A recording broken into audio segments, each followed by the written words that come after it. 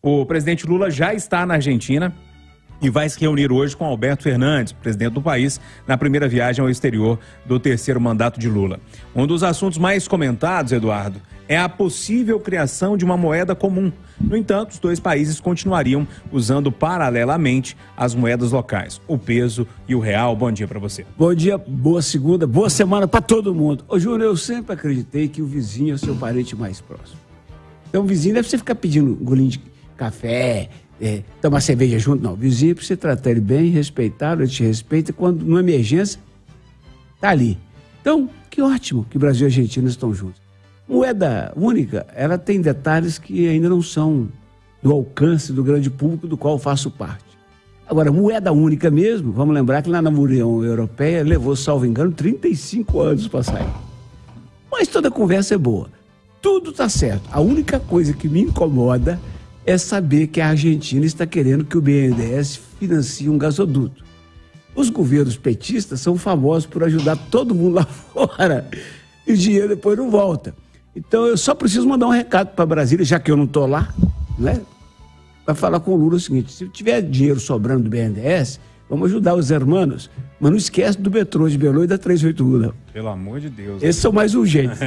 Ô, Mauro Camargos, essa reaproximação do Mercosul e a tal moeda comum, bom dia para você. Bom dia, Eduardo foi no ponto. A Argentina é o nosso melhor vizinho, a Argentina pode se tornar o nosso principal parceiro comercial. É claro que em volume de negócios, a China, os Estados Unidos terão volumes maiores que o Brasil. Mas do ponto de vista estratégico, principalmente na gestão de recursos naturais, a Argentina tem um papel preponderante na história brasileira. Essa visita é importante nesse sentido. Eduardo também relembrou bem a história, quando fala da criação do euro, que demorou 35 anos até a sua implementação. Estamos na fase zero deste projeto, ou seja, serão longos anos de muita conversa entre os países por aí. E, de fato, financiar uma obra em outro governo, nós já tomamos esse remédio e vimos os problemas dele. É bom o governo se atentar a isso. Ô Rita Mundim, mais cedo eu ouvia você falando sobre essa questão da moeda comum, e isso já deve ser o assunto aí mais comentado no mercado de hoje. Como é que você está vendo essa história? Bom dia para você. Bom dia, Júnior. Bom dia a todos. Primeiro é bom lembrar que nós estamos em ano eleitoral na Argentina. A amizade entre o presidente Lula e Alberto Fernandes e a política de Alberto Fernandes, ela é notória. Então, eu até li ontem, né, que o próprio ministro da Fazenda Argentina, o sobrenome dele é Massa, ele... segundo esse comentário que eu li na internet, ele estava fazendo um discurso para acalmar os argentinos diante da inflação que eles estão vivendo. Então, esse estudo da possibilidade de uma moeda única, ele serviria assim como um bálsamo no momento atual da Argentina.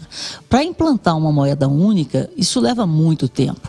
Seria o Paulo Guedes, em Davos, em 2022, ele já havia comentado sobre isso, porque o Eduardo acertou em cheio. O nome da nova globalização, nós estamos passando por um processo de globalização, mas um processo diferente, um processo onde depois da pandemia na China e depois da invasão da Ucrânia pela Rússia, houve uma valorização daquilo que é produzido dentro do próprio país e, em segundo lugar, da busca de parceiros próximos por uma questão de logística, para que a gente tenha parcerias estratégicas, tanto para importar quanto para exportar. Então, essa é a nova ordem da globalização que está acontecendo após esses dois eventos sistêmicos tão impactantes. Mas voltando na moeda, ontem também no hotel onde está lá o presidente Lula, o ministro da Fazenda, Fernando Haddad, disse que alguma coisa em comum. Então, eu acho que nesse momento, alguma coisa em comum, como uma moeda de troca para importações e exportações, pode sair do papel. Mas a implantação de uma moeda única, ela tem que ser muito bem elaborada, porque envolve ajustes dos países que adotarão essa moeda, principalmente no que diz respeito à política monetária. E aí que está o problema, que na semana passada causou estresse no dólar e nos juros. A nossa política monetária, os pilares do real, são bem definidos. e acredito que pelo bem do Brasil e da inflação, que ela não volte no país, eles terão que ser mantidos. Responsabilidade fiscal, metas inflacionárias e câmbio flutuante. Ô Ricardo, eu li muito sobre isso no fim de semana, esse tal de moeda comum, moeda única, tem uma diferença aí, né, nessa história, mas não sei, eu olho para essa situação, me parece uma viagem tão grande. Bom dia para você. Bom dia, Júnior, boa semana para todo mundo. É uma viagem enorme, muito longa, assim, Júnior.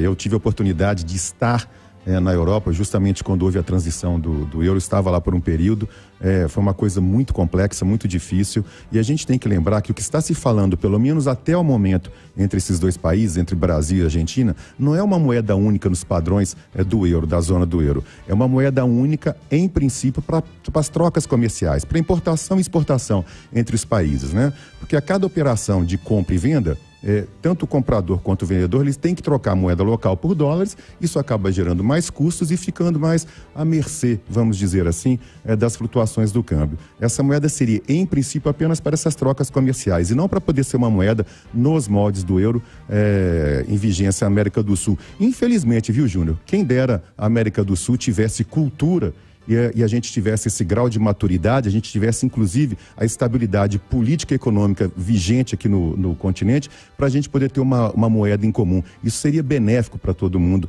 A Argentina é um país gigantesco, são 45 milhões de habitantes. O Brasil já teve uma relação comercial muito mais próxima com a Argentina, isso veio perdendo espaço e tomara que alguma coisa boa surja aí, porque a gente está falando da união de dois países vizinhos com grande potencial de consumo entre si. Pessoal, virando a página aqui, Eduardo, voltando para um assunto bem nosso, bem local mesmo, hospitais públicos de Minas vivem uma crise na saúde por falta de anestesistas. O cenário tem levado pacientes à piora e até à morte. Na semana passada, eu lembro de você conversando com o secretário de saúde ali na redação, durante uma reunião que a gente estava tendo, e parece que o secretário falou que não tem muita solução, é por aí? Não, o secretário Fábio Baqueri do Estado está sendo honesto. A prefeitura está sendo honesta aqui no caso da capital. O problema é real, existe e não tem solução à vista. Júnior, como corta meu coração determinados assuntos que a gente discute há 40 anos e que a gente sabe que não tem solução no micro. As soluções dependem do macro. O macro exige vontade política concreta e não tem. Vê a Assembleia Legislativa hoje. Os deputados estão de férias, mas tem uns 20 dias que eles estão discutindo dia e noite, se reunindo, tirando foto junto, ou seja, eles estão indo lá para tirar foto junto, para discutir a sucessão.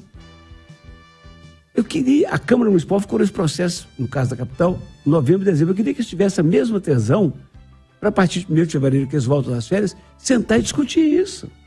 Junto com o Tribunal de Justiça, com o Ministério Público, porque não dá, ô Júnior, tem que pegar o dinheiro que o Estado tem, e dizer para o desembargador, para o soldado, para a professora e para o médico, vamos dividir conforme a qualificação profissional, conforme as necessidades da população e a importância da profissão?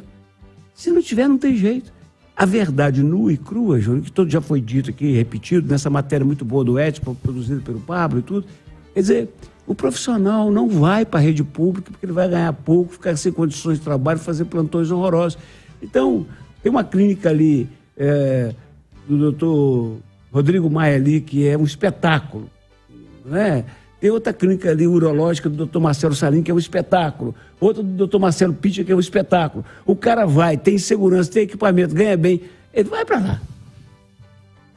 Na hora que chama ele para ir para Justinópolis, para Montes Claros, lá para o interior de Inhapim, o cara fala, não dá, porque ganha pouco, trabalha muito em condições forçadas e não se sente valorizado. E eu já disse aqui, vou repetir, Júlio. Eu sei que eu estou pisando no calo dessa gente que gosta de mim. Mas a Associação Médica, Sindicato dos Médicos, Conselho Regional de Medicina, deviam ser enfáticos na busca de uma solução, como são na hora que reclamam de detalhes pequenos. E esse enfático que eu estou falando é incluir uma agilização na hora da contratação. Ô, Júnior, a rádio divulgou agora no jornal que a prefeitura já está estudando um concurso público. Olha, até pensar, preparar edital, lançar edital, fazer as provas, nomear, dar prazo para recurso, esperar os que querem, aqueles que vão ser nomeados, depois falar, não quero. Nós vamos ter anestesistas de acordo com a vontade da prefeitura daqui a 2 anos. Ô, Ricardo, me assusta muito olhar para uma situação dessa, a gente não ter anestesista para fazer uma cirurgia de última hora e simplesmente, como o Eduardo disse, o próprio secretário. E isso faz diferença, viu, Júnior? Não ter um anestesista e não fazer uma cirurgia até pior faz diferença entre uma úlcera, por exemplo, suporal, não. Entre a vida e a morte, é mais ou menos por aí. E aí o secretário dizer que não tem solução, o Eduardo trazendo a movimentação da prefeitura, que é uma movimentação lenta. Poxa, não tem anestesista, a pessoa pode morrer, algo precisa ser feito. Só que aí vai envolver o que o Eduardo acabou de falar, Júnior. Envolve uma política de médio e longo prazo. Envolve tratar a saúde como programa de Estado e não de governo, que a cada 4 anos costuma mudar. Eu acho que a saúde, assim como o próximo tema que a gente vai falar, que é a questão da fome, são 2 chagas expostas no Brasil há muito tempo, são 2 feridas abertas. E enquanto o poder público não se debruçar sobre isso, e de novo, vou repetir, elaborar uma política de longo prazo, que independa do governo que esteja em plantão, a gente vai viver todos os anos, todos os dias esses episódios. Eu fui fazer uma breve pesquisa a respeito desse tema, aí você, quando coloca as palavras-chave, né? Falta anestesista, hospitais públicos, começa a pipocar aqui na internet matéria de 2007, 2009, quer dizer, isso já existe e ninguém põe o dedo na ferida, ninguém cuida desse assunto, infelizmente. Ô Rita Mundim, me assusta muito, principalmente na saúde pública, e a gente cansa de fazer matéria aqui na redação da Itatiaia. Faltou a fita para medir glicemia, faltou não sei o que, tal remédio faltou. Falo, gente, mas não é possível.